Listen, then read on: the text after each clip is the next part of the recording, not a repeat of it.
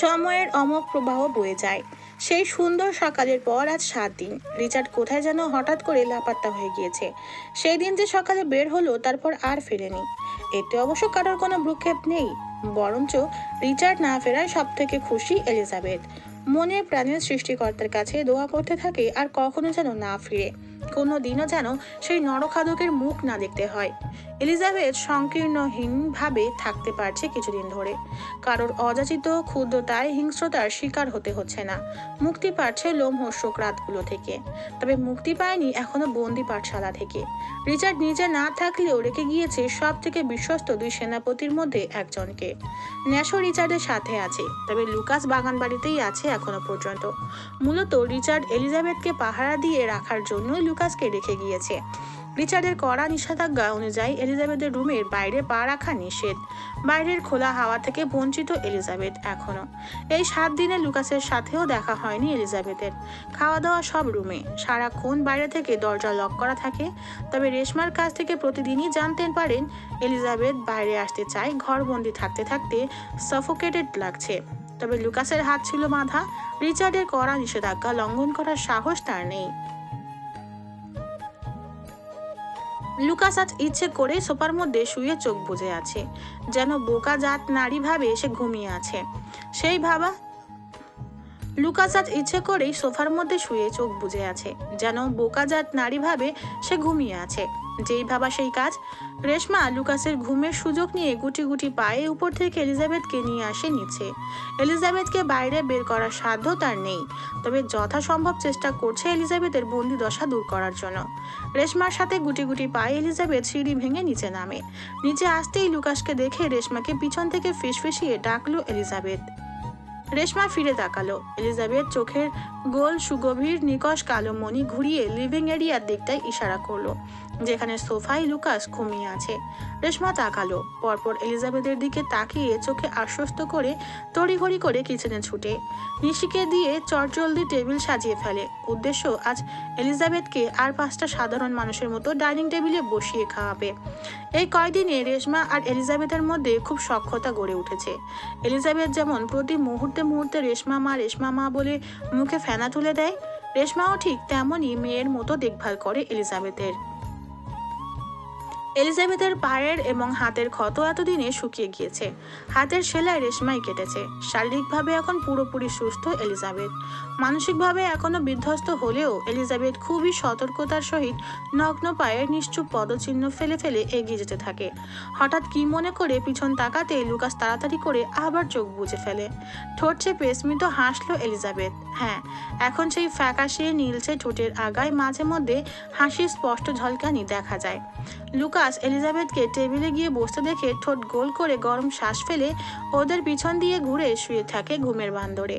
এতে করে সাপও মরবে, লাঠিও ভাঙবে না। এলিজাবেথ মনে মনে ভাবতে থাকে, এই শক্ত খোলসের আড়ালে বাচ্চা সুলভ একটা মন আছে এদের, যা পাপের জগতে অতলে একদম তলিয়ে গিয়েছে, খুব গভীরে, যেখানে কোনো ডুবুরিরাও সাধ্য নেই যাওয়ার। অজান্তে এলিজাবেথের রাজ রিচার্ডের কথা ভাবলো না, নিজ থেকে মনে করলো ইচ্ছাকৃত। এতদিনে বারবার শাওয়ার নিয়ে সোপ দিয়ে সমস্ত শরীর ঘষতে ঘষতে লাল বানিয়ে ফেলেছে, তবুও রিচার্ডের গায়ের পারফিউমের ডার্ক স্মেল দূর করতে পারেনি।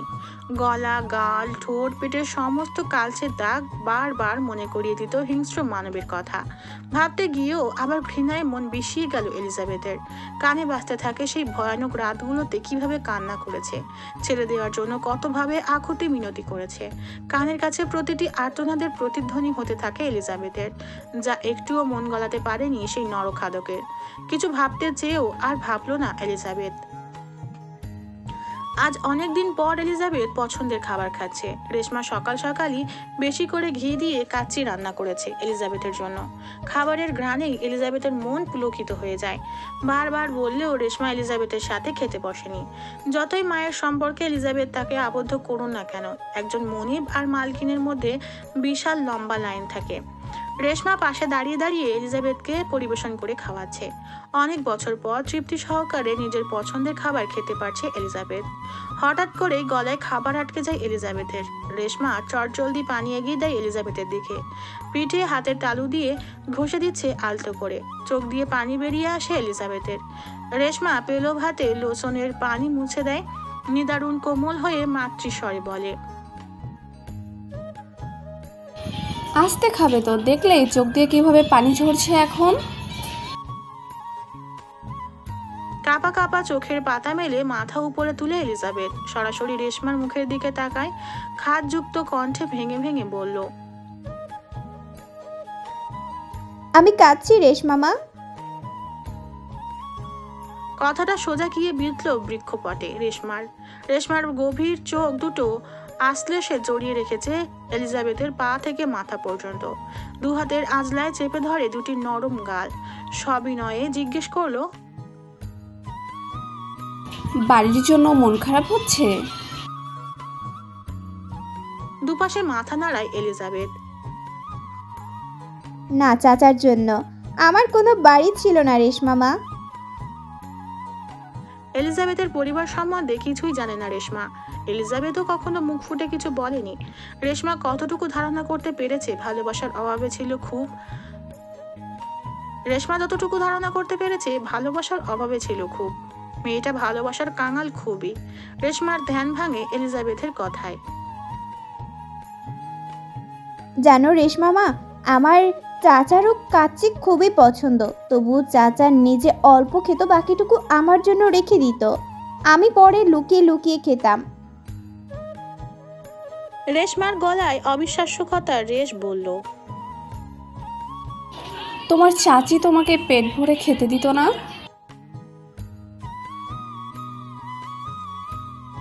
কান্নার তোড়বাড়ে এলিজাবেথের। নির্নিমেষ তাকিয়ে থেকে দুপাশে মাথা নাড়ালো। আঁতকে উঠে কপাল দুভাগে বিভক্ত হলো রেশমার। নিষ্পলক তাকিয়ে থাকলেও ঠোঁট ভেঙে ভেঙে কাঁদতে থাকা এলিজাবেথের দিকে। জিভ দিয়ে ঠোঁট ভিজিয়ে এলিজাবেথের পাশে বসলো রেশমা। দু হাতের আজলায় চেপে ধরা দুটি গালে ছোট করে চুমু খেয়ে বুকের সাথে মিলিয়ে নিল এলিজাবেথকে। বলে, এই যুগেও এমন মানুষ আছে যে খাবারের জন্য কষ্ট দেয়? ছি, আমার ভাবতেও ঘেন্না হচ্ছে। এবার হাউমাউ করে কাঁদতে শুরু করে এলিজাবেথ। ভিতরে শুকিয়ে যাওয়া ক্ষতগুলো নতুন করে ব্যথা দিতে শুরু করে। এলিজাবেথের কান্নার শব্দ লুকাসের কান পর্যন্ত যায়। ব্রু কুঁচকে সোজা হয়ে বসে, তাকালো এলিজাবেথের দিকে। রেশমা কান্না থামানোর চেষ্টা করলো এলিজাবেথের। কিচেন থেকে নিশি এসে পাশে দাঁড়ায় রেশমার। চোখে মুখে উদ্বিগ্নতা, উৎকণ্ঠা। ভয় কাতুরে চোখে এদিক সেদিক তাকিয়ে দেখছে রিচার্ডের কোনো লোক আছে কিনা। ভয় পাচ্ছে এলিজাবেথ কান্না করার কারণে তাকেও যদি মেরে ফেলা হয় সেদিনের মেয়েগুলোর মতো। শুকনো ঢোক গিলতে থাকে বারবার। কান্না থামাও মা আমার, এভাবে কান্না করে না। গতি হারায় হৃদস্পন্দন। বুক থেকে মাথা তুলে এলিজাবেথ। গলা কাঁপছে, তবুও বলল, আজ আমি বলতে চাই বলে আমার ভিতরে জ্বলতে থাকা আগুনের লেলিহানে পানি ঢালতে চাই। চাপা কষ্টগুলো শেষ করে দিচ্ছে আমাকে ভিতরে ভিতরে। আমি পারছি না, আর সত্যিই পারছি না। গলায় কুণ্ডলি পাকিয়ে থাকা দলাগুলো শক্ত ঢোক গিলে পিষে ভিতরে ঠেলে দিয়ে কঠিন করলো নিজেকে। এলিজাবেথ বলল, আমাকে নিয়ে সকলের মনে অনেক কৌতূহল না? আমার অন্যরকম চেহারা, চুল, তাই না? অপরদিকে 8তলা বিল্ডিং এর উপর কাজ গলিয়ে সূর্যের তির্যক রশ্মি গিয়ে ছুঁয়ে দিচ্ছে এক সুঠাম দেহের অধিকারী অতি সুদর্শন পুরুষকে। পরনে শুধু কালো ট্রাউজার, যার কারণে সুবিস্তৃত শক্তপোক্ত সুঠম দেহখানা উন্মুক্ত। সকাল সকালই নিজের শারীরিক ব্যায়ামে ব্যস্ত সে। পাশে বসে ন্যাশো রিচার্ডের বুকডাউন গুনছে। 124 নম্বর বুকডাউন দেওয়ার সময় সামনের ল্যাপটপে অনস্ক্রিনে বাগান বাড়ির ডাইনিং এরিয়ার লাইভে এলিজাবেথের কথা শুনে হঠাৎ থেমে যায় রিচার্ড। হঠাৎ করেই ঠোঁটের কোণে বাঁকা হাসি ফুটে উঠল। এবারে চালানে খুব ঝামেলা হয়েছে। কিছু রাজনীতিবিদ যুক্ত হতে চেয়েছিল নারী পাচারের ব্যবসায় রিচার্ডের সাথে। কিন্তু রিচার্ড রাজি হয়নি। সে কখনোই কারোর সাথে শেয়ারে বিজনেস করে না। তার রাজ্যে সে একাই রাজা, মন্ত্রী হিসেবেও চায় না কাউকে। এ নিয়ে বড় বড় পলিটিশিয়ান ক্ষিপ্ত হয় রিচার্ডের উপর। তাদের শহরে ইতালি থেকে উড়ে এসে জুড়ে বসা একজন রাজত্ব কায়েম করছে তা মেনে নিতে পারছিল না। ক্ষোভে পুলিশ ফোর্স লাগিয়ে দেয় রিচার্ডের পিছনে। তবুও কেউ একটা চুলও ছিঁড়তে পারেনি রিচার্ডের, এত কিছু করেও। সবগুলোর হালুয়া নিজের হাতে টাইট করেছে রিচার্ড। অনেক বছর পর স্বয়ং নিজে মাঠে নেমেছে। এবার কাউকে ছাড় দেয়নি, সব কটাকে ভয়ঙ্কর মৃত্যু উপহার দিয়েছে। পুলিশের পক্ষে প্রমাণের অভাবে কিছুই করা সম্ভব নয়। রিচার্ড কোনো কাজেই প্রমাণ রাখে না, যার দরুন স্বল্পদিনে ইতালির মতো বড় শহরে নিজের রাজ্য তৈরি করে নিয়েছে। প্রেম আবারও রিচার্ডের পিছনে লাগতে চেয়েছিল, তবে যথাযথ প্রমাণের অভাবে এবারও কিছুই করতে পারেনি। এতদিন পুলিশ গুপ্তচর লাগিয়ে রেখেছিল রিচার্ডের পিছনে, তাই এ কদিন বাগান বাড়িতে যায়নি রিচার্ড। প্রকাশ্যে সকলের মধ্যে থেকে একটা একটা করে মেরেছে কৌশলে। হিংস্রতা, নৃশংসতা, পৈশাচিক সাইকো মস্তিষ্কের শিকার হয়েছে সকলে। নতুন করে বুক ডাউন দিতে শুরু করে রিচার্ড। ঘামে ভেজা চুলগুলো কপালের সাথে লেপ্টে আছে। চুলের ফাঁক গলিয়ে গলিয়ে তরল ঘাম গালে সরু সরু রাস্তা তৈরি করে পথ অতিক্রম করে নিচে ঢলে পড়ছে। শরীরের শীতল ঘাম থেকেও যেন উষ্ণ বাষ্প বের হচ্ছে। ঘামে চ্যাটচ্যাটে শরীর মোচড়ে পড়া নরম রোদে চকচক করছে। চিবুক শক্ত করে তাতে দাঁত চেপে রেখেছে রিচার্ড। বুক ডাউন দেওয়া কারণে হাতের ফোলা ফোলা শক্ত ম্যাসেলগুলো সূর্যাস্তের মতো উদীয়মান হচ্ছে, বারবার ফুলে ফেপে। গলার পাশের চিকন নীল রকগুলো যেন রাজত্ব কায়েম করেছে। 200 বুক ডাউন সম্পূর্ণ করে এবার দু হাতের তালুতে সমস্ত শরীরের ভর দিয়ে নিজেকে শূন্যে তুলে ধরে রাখে নির্দিষ্ট কিছু সময়। সমস্ত শরীরের ভর হাতের উপর পড়ার কারণে হাতের গৌরবর্ণের শিরা উপশিরা গুলো অধিক ফুলে ওঠে। শরীরের ভিতর হতে নির্গত তরলের রাস্তা ভেঙে বিপরীত পথে তৈরি হয়। অপর পাশের বিল্ডিং থেকে এই দৃশ্য দেখলে ভাববে কাউকে খালি গায়ে উল্টো ঝুলিয়ে রাখা হয়েছে। রেশমা নিষ্প্রুপ তাকিয়ে থাকলো এলিজাবেথের দিকে। এলিজাবেথের প্রথম বাক্য অহর্নিশে যেতেই কপালে সূক্ষ্ম ভাঁজ পড়ল লুকাস পূর্ণ দৃষ্টি নিক্ষেপ করে এলিজাবেথের উপর। আমি রাশিয়ান। আমার জন্ম এবং বেড়ে ওঠা সকল কিছুই রাশিয়াতে। ভাগ্যের ফেরে আজ আমি এখানে। অবাক হচ্ছেন নিশ্চয়ই। রাশিয়ান হলে ওরা আমার চাচা চাচি হয় কি করে? ওরা আমার আপন চাচা চাচি। আমার মম একজন রাশিয়ান হলেও ড্যাড ছিল খাঁটি বাঙালি। ড্যাড একজন সাংবাদিক ছিলেন। সাহস আর বেপরোয়া স্বভাবের জন্য অল্প দিনেই নিজের ক্যারিয়ার শক্ত করে গড়ে তুলতে সক্ষম হয়। আন্তর্জাতিক যত নিউজ ছিল সব ড্যাডই করত। কাজের সূত্রে বিভিন্ন দেশে না যেতে হতো ড্যাডকে। এভাবে একবার রাশিয়া যায় একটা ডকুমেন্টারি বানানোর জন্য। সেখানে গিয়েই মমের সাথে ড্যাডের পরিচয় হয়। প্রথমে হয় বন্ধুত্ব, তারপর ভালোবাসা। মম ছিল একজন প্রফেশনাল সিঙ্গার। ড্যাড মমের গান শোনার জন্য রোজ রোজ বারে বিভিন্ন প্রোগ্রামে ছুটে যেত। এমন হতে হতে তাদের প্রেমের গভীরতা বাড়ে। একজন আরেকজনের উপর নির্ভরশীল হতে শুরু হয়। এক ভিনদেশীর প্রেমে মজে ধর্ম পরিবর্তন করে মম। কিছুদিনের সম্পর্কেই তারা বিয়ে করে নেয় সম্পর্কটাকে বৈধতা দেওয়ার জন্য। বিয়ের পরপরই মম প্রেগনেন্ট হয়। আমি পেটে আসার পর মম তার পরিবারকে জানায় বিয়ের কথা। আগে কেউই জানতো না এই বিষয়ে, কিন্তু মমের পরিবার মেনে নেয়নি এই বিয়ে। ওদের তুলনায় ড্যাডের অবস্থান ছিল খুবই নিম্ন।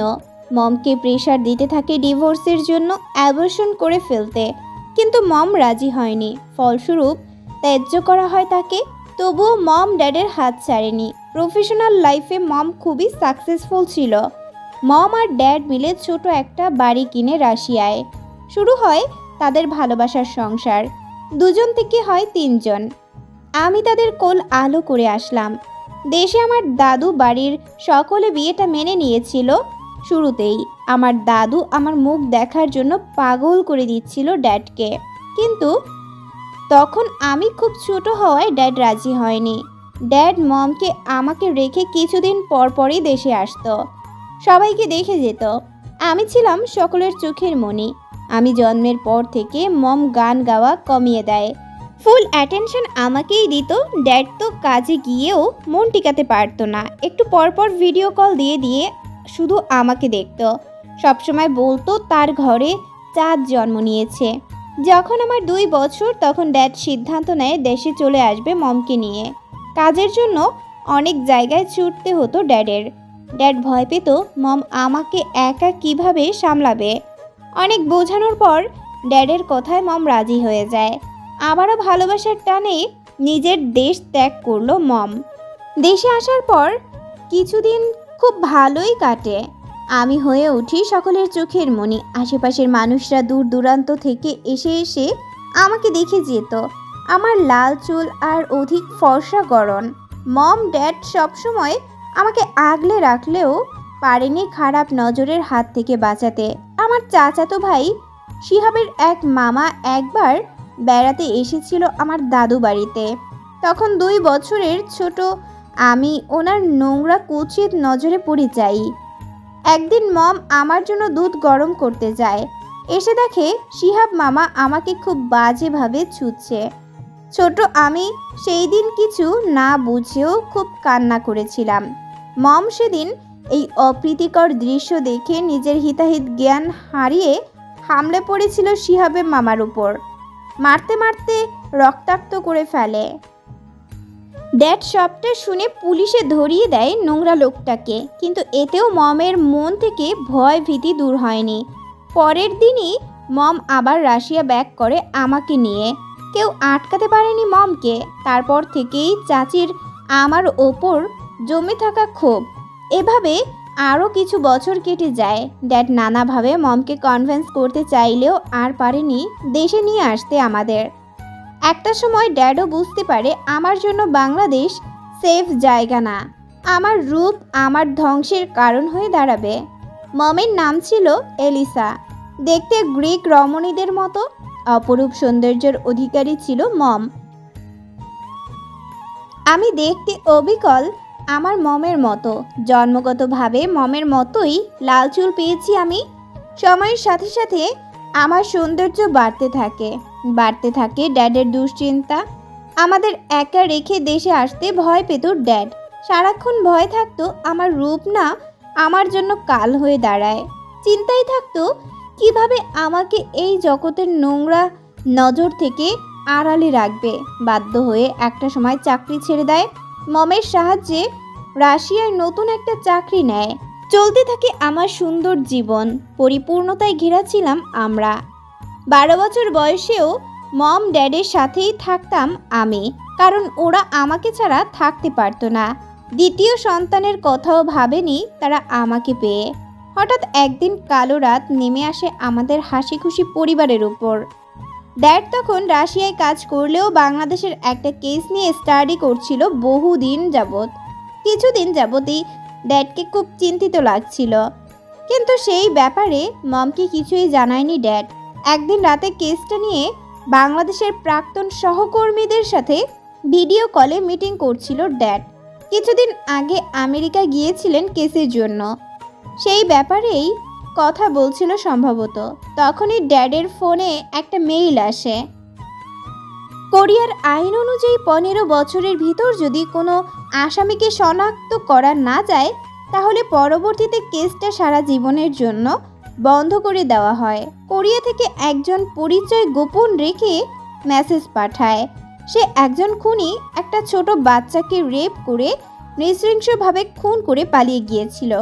15 বছরেও আসামিকে পুলিশ ধরতে পারেনি। 15 বছর পর কেস নিষ্ক্রিয় হয়ে যাওয়ার পর খুনি আবারও প্রকাশ্যে আসে, কিন্তু পুলিশই বা প্রশাসনই বা কেউই এর বিরুদ্ধে কোনো পদক্ষেপ নিচ্ছে না।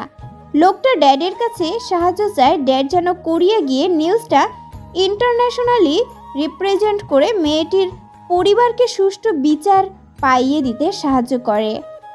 সে রাতে মেয়েটির খুনের ভয়ঙ্কর বর্ণনা শুনে ড্যাড ঘুমন্ত আমির দিকে তাকিয়েছিল স্তব্ধ হয়ে। মেয়েটির পরিবারের জায়গায় নিজেকে দাঁড় করাতেই অনুভব করলো কষ্টগুলো তীরের ফলার মতো যন্ত্রণাদায়ক। সেই রাতেই সিদ্ধান্ত নেয় ড্যাড কোরিয়া যাবে। মেয়েটির পরিবারকে সুষ্ঠু বিচার পাইয়েই দিবে, যে করেই হোক। মম সবসময় খুবই সাপোর্টিভ ছিল এবং সত্যের পক্ষে সচল ছিল। ড্যাডের বেপরোয়া কাজগুলোকে খুবই সম্মান করত। সেদিন আর ঘুমায়নি ড্যাড। সারা রাত আমাকে বুকের মাঝে চেপে ধরে রেখেছিল। হয়তো সেদিন ড্যাড বুঝে গিয়েছিল আর কোনো দিন ফিরে আসবে না, তাই শেষবারের মতো মেয়েকে বুকের মধ্যকার সমস্ত উষ্ণতা দিয়ে গিয়েছিলেন। পরদিন রাতের ফ্লাইটেই কোরিয়া চলে যায় ড্যাড। আমাকে ঘুমন্ত অবস্থায় রেখে আমি সজাগ থাকলে ড্যাড কখনোই আমাকে রেখে যেতে পারতো না। আমার চোখের পানি সোজা গিয়ে নাকি বিদ্যু ড্যাডের বৃক্ষপটে। ঘুম থেকে উঠে ড্যাডকে না পেয়ে খুব কান্না করেছিলাম আমি। মম নিজেও কান্না করতো আমার আড়ালে, তবুও আমার সামনে শক্ত থেকে আমাকে আশা দিত খুব শীঘ্রই ড্যাড চলে আসবে আমাদের কাছে। এভাবে পার হয় কিছুদিন। হঠাৎ করেই ড্যাডের নাম্বার সুইচ অফ দেখাতে থাকে।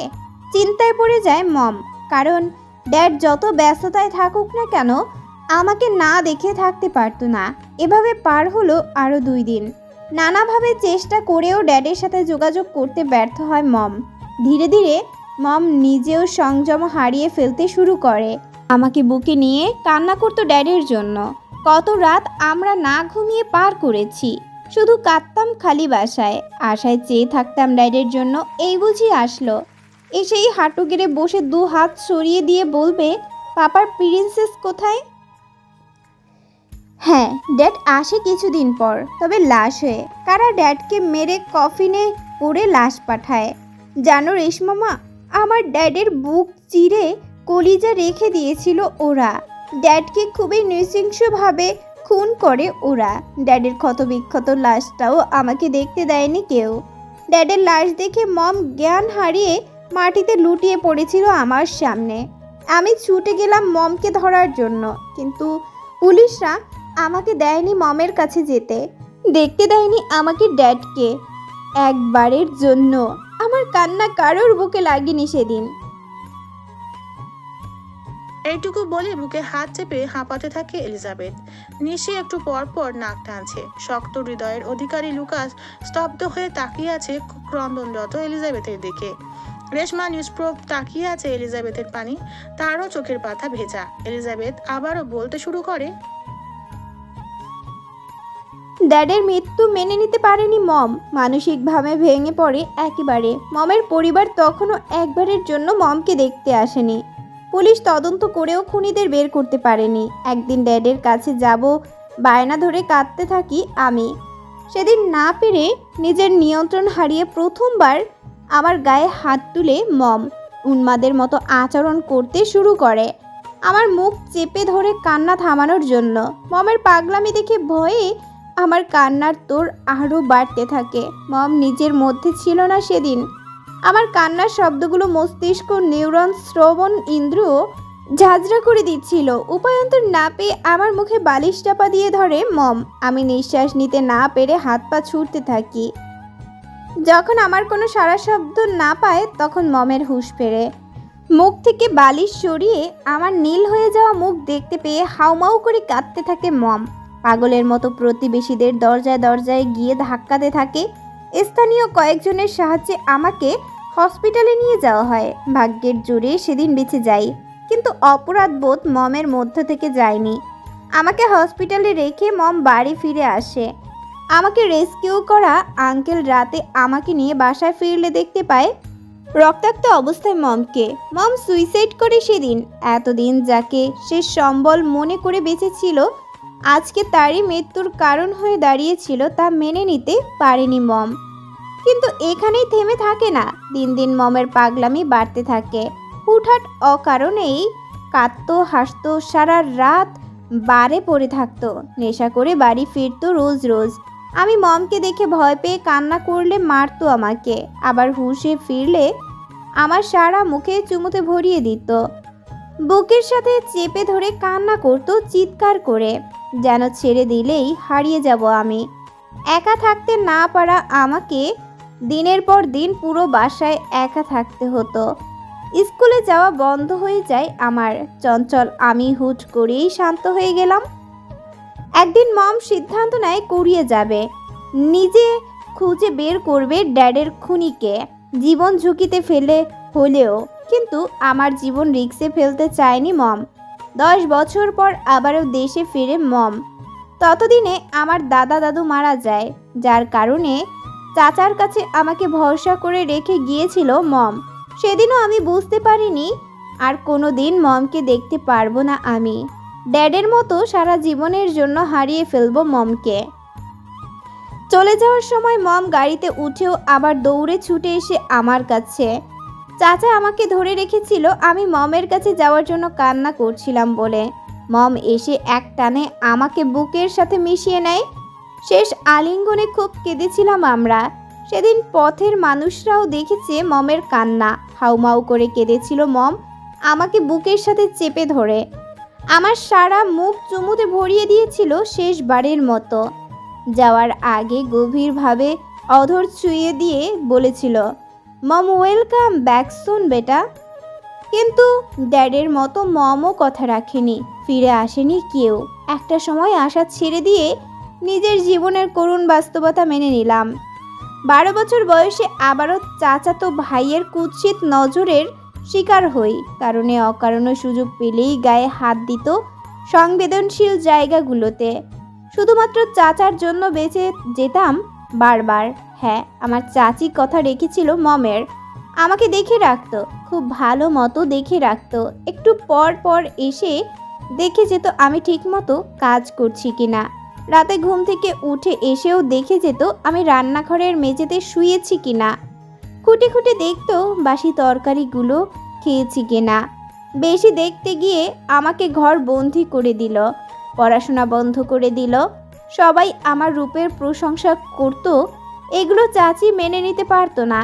এতে চাচাও তেমন কিছু বলতো না, কারণ কিছুদিন স্কুলে গিয়েই এলাকার সকলের নজরে পড়ে গিয়েছিলাম আমি। বাজে বখাটে ছেলেরা বিরক্ত করতেই থাকতো। চাচাও ড্যাডির মতোই ভয়ে থাকতো আমাকে নিয়ে। ভয় পেত আমার রূপকে। চাচা আমাকে বই খাতা কিনে এনে দেয় বাসায় পড়ার জন্য, কিন্তু সেই সুযোগ আর পেলাম কই। চাচির কাজের তালিকাই শেষ হতো না।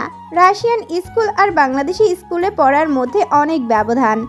আমি অনেক এগিয়েছিলাম। আমার চাচাতো বোন আমার 1 বছরের ছোট হলেও ওকে আমি পড়াতাম, যার কারণে চাচি আমাকেও একটু সুযোগ দিত পড়ানোর জন্য। সেখানেও শর্ত ছিল যদি সব কাজ শেষ করে পড়তে পারি তবেই। পড়ার প্রতি আমার আগ্রহ ছিল খুব ছোট থেকেই। কাজের জন্য দিনে পড়া হতো না। সকল কাজ শেষ করে রাতে রান্নাঘরের এক কোনায় মোমবাতি জ্বালিয়ে পড়তাম। চাচা দেখে চোখের পানি ফেলতো, তাও কিছুই বলতে পারতো না চাচির জন্য। চাচি কিছু হলেই মরে যাওয়ার ভয় দেখাতো, শুধু চোখের পানি ফেলতো আড়ালে। চাচির কত মার নোংরা কথা, বোনের কটু কথা, ভাইয়ের বাজে দৃষ্টি, সব কিছু সহ্য করে বেঁচেছিলাম শুধু এটা ভেবে মম একদিন আসবে। মম আমাকে কথা দিয়েছে তো, সেজন্য হলেও আমাকে বাঁচতে হবে। কিন্তু দিনের পর রাত হয়, মাস ঘুরিয়ে বছর আসে, তবুও মম আসে না। বারবার নিরাশ হয়েও এখনো মনের কোণে সুপ্ত আশার আলো জ্বলে ওঠে। মম আসবে, আমাকে কথা দিয়েছে তো। এসবের চক্করে আমার মন হয়ে গেল শক্ত ধাতুর মতো। নিজের হাতে খেতে না পারা আমিও রান্না করেছি হাত কাটা হাত দিয়ে। এক কাপড়ে দিনের পর দিন পার করেছি, মেঝেতে ঘুমিয়েছি বছরের পর বছর। এভাবে আমি টের পেলাম আমার বুকে সমুদ্র সমান আফসোস, যে আফসোসকে প্রশ্রয় দিলে আমি ধীরে ধীরে তলিয়ে যাব, নিঃশেষ হয়ে যাব। কান্না করা ছেড়ে দিলাম, বাইরের আলো দেখার আশা ছেড়ে দিলাম। রাজকন্যা থেকে চাকরানির জায়গায় মানিয়ে নিলাম।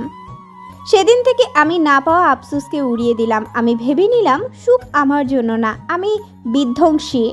যা কিছু আমি পাই নাই তা পাইলে বরং আরও কষ্ট হতো। সেদিনের পর থেকে আত্মহত্যা করার চিন্তা বাদ দিয়ে দিলাম মাথা থেকে। হয়তো একদিন আমারও কেউ আসবে সুখের আলো নিয়ে। ড্যাডের মতো রাজকুমার আমার জীবনেও আসবে, আর মমের মতো আমিও ত্যাগী হব। মম আমাকে 2 হাত ভরে দোয়া দিবে। সব কিছু ভুলে শুধু তাকেই চাইব। এটাও একটা মিথ্যা সান্ত্বনা বলাই যায়, কিন্তু যে মিথ্যা আমারে ভালো থাকতে দেয় সে মিথ্যারে আমি চোখ বুজে ভালোবাসি, আমার নিয়তির মতোই। শেষের কথাগুলো বলতে গিয়ে এলিজাবেথের ঠোঁটে তাচ্ছিল্যের হাসির দেখা মিলে। রেশমা ঠোঁট কামড়ে নিজের কান্না আটকানোর চেষ্টা করে। কিছু বলতে যাবে তখনই শোনা যায় কারোর পায়ের শব্দ। ব্যগ্র পায়ে এদিকেই আসছে কেউ লম্বা লম্বা কদমে। উৎসুক হয়ে পিছনে ফিরে তাকালো সকলে। দেখা মিলে রিচার্ডের পিছন পিছন ন্যাশো আসছে, হাতে ল্যাপটপ। রিচার্ডকে দেখেই ভয়ে গা শিউরে ওঠে এলিজাবেথের। রিচার্ডের অভিব্যক্তি একদমই স্বাভাবিক। লুকা শুকনো ঢোক গিলতে থাকে এই সময় রিচার্ডকে দেখে। গর্জনের অপেক্ষায় থাকে, কিন্তু চিন্তা ভাবনা ভুল প্রমাণ করে রিচার্ড সিঁড়ির দিকে এগোয়। স্বস্তির নিঃশ্বাস ফেলে লুকাস। হঠাৎ থেমে যায় রিচার্ড। পিছন না ফিরেই ডাকলো এলিজাবেথকে। রেড। এলিজাবেথের উত্তরের অপেক্ষা করে না রিচার্ড, রুষ্ট গলায় বলল, If life fucks you hard, just mourn. সাথে সাথেই উপরে চলে গেল রিচার্ড। থতমত খেয়ে যায় ন্যাশো। কোনো দিকে না তাকিয়ে সোজা গেস্ট হাউসে চলে যায়। এলিজাবেথের চোখের পানি আপনা আপনি শুকিয়ে যায়। কান থেকে গরম ধোঁয়া বের হচ্ছে। কিছুদিনেই বুঝে ফেলেছে এই লোক এক নম্বরের ঠোঁটকাটা। আশেপাশের কারোর ধার ধারে না। স্তব্ধ শ্বাস ফেলে বাকি খাবারটুকু শেষ করে এলিজাবেথ। নিশি রিচার্ডকে দেখেই কিচেনে চলে গিয়েছে। এলিজাবেথ হাত ধুয়ে মুছে টেবিলে বসতে যাবে, তার আগেই ঝড়ের বেগে এসে কোলে তুলে নিল রিচার্ড। রিচার্ডের কর্মে চোখ ছানা বড়া হয়ে যায় ওর, দম আটকে যায়। সরাসরি রুমে নিয়ে এলিজাবেথকে কোল থেকে নামালো রিচার্ড। শুকনো ঢোক গিলে থাকে এলিজাবেথ। রিচার্ডের পরনে এখনো সেই কালো শার্টই, উপর থেকে শুধু কোট খুলে ফেলেছে। হঠাৎ গলায় ঠান্ডা কিছু স্পর্শ পেয়ে সম্বিত ফিরে পায় এলিজাবেথ। এতক্ষণ ভয়ে চোখ মুখ খিচে রেখেছিল ভয়ে। রিচার্ডের গরম নিঃশ্বাস আছড়ে পড়ছে এলিজাবেথের কাঁধে। একদম খুব নিকটে এসে কাঁধের উপর ঝুঁকে গলায় কিছু পরিয়ে দিচ্ছে রিচার্ড। অজান্তেই এলিজাবেথের হাত চলে যায় গলায়। রসগোল্লার মতো গোল গোল চোখগুলো বেরিয়ে আসার উপক্রম। রিচার্ড এলিজাবেথের কানের লতির কাছে মুখ নিয়ে হাসকি স্বরে অস্পষ্টভাবে আওড়ায়, Be a good girl, and you will surely get everything you desire. বলে তৎক্ষণাৎ ওয়াশরুমে চলে যায় রিচার্ড। এলিজাবেথের চোখ থেকে এখনো বিস্ময়তা কাটছে না। কুটিল হাতে এখনো ধরে রেখেছে গলায় মধ্যে লেপ্টে থাকা সরু চিকন চেইন, যেটার মধ্যে ঝুলানো রিচার্ডের সেই রিংটা, যা রিচার্ড দিয়েছে তাকে মাত্রই। দিয়েছে অন্ধকারের অভিশপ্ত মহারাজ, বিষাদ রাজ্যের রাজা। খুব সুন্দরভাবে বানিয়েছে এলিজাবেথের গলায় চেনটি। দুধে আলতা চামড়ায় চেনটি তেমন না ফুটলেও রিংটি মুক্তা ঝিনুকের মতো ফুটে রয়েছে। আমি ভালোবাসি বা ঘৃণা করি, মাঝে মাঝে গেছিয়ে নয়। উদারতাকে মানি, কৃপণতাকে ঘৃণা করি। ধ্যান ভাঙে এলিজাবেথের। পিছন ফিরে দেখলো রিচার্ড ওয়াশরুমের দরজা কাঁধ ঠেকিয়ে দাঁড়িয়ে আছে, উন্মুক্ত শরীর। এই প্রথম রিচার্ডের সমুদ্র নীল চোখে চোখ রেখে কথা বলল এলিজাবেথ। কথার পারদে বলে, এটা তোফা না? বাক্য পরিপূর্ণ করতে পারল না এলিজাবেথ, তার আগেই থামিয়ে দেয় রিচার্ড। বজ্রপাতের মতো গম্ভীর কণ্ঠে বলল, তোফা নে, রাতের জন্য। ভালোবাসা আমার জন্য অচেনা শব্দ। বিষণ্ণ অনুভূতির মিলনে চুপসে গেল মাত্রই ক্ষুদ্র অনুভূতির জোয়ারে ভাসতে অন্তঃকরণ। আবারও নিজের জায়গা ও ভোগের পাত্রী ভেবে চোখ ভিজে যায়। রিচার্ড নিষ্প্রভ দ্বিধাহীন নজরে তাকিয়ে থাকতে থাকলো এলিজাবেথের কান্না। তবুও পৈশাচিক বিধ্বস্ত মস্তিষ্কে কোনো সাড়া ফেলল না এতে। You look like a school girl, Red.